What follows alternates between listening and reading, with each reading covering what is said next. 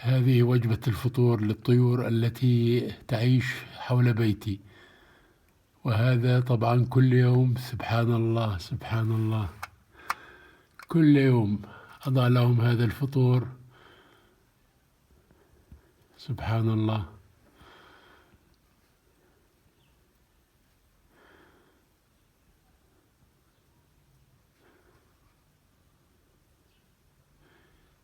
شيء سبحان الله، شيء ممتع جدا جدا أن تعمل الخير.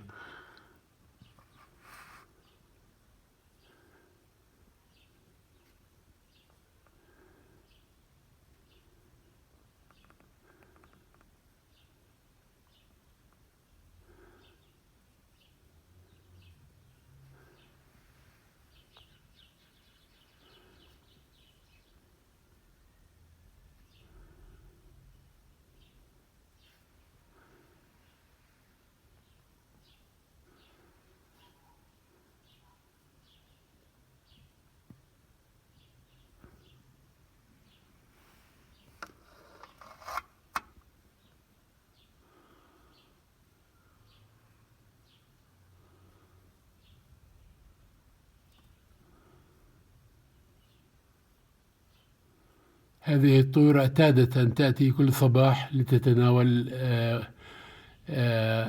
وجبة الإفطار في فناء في بيتي. سبحان الله.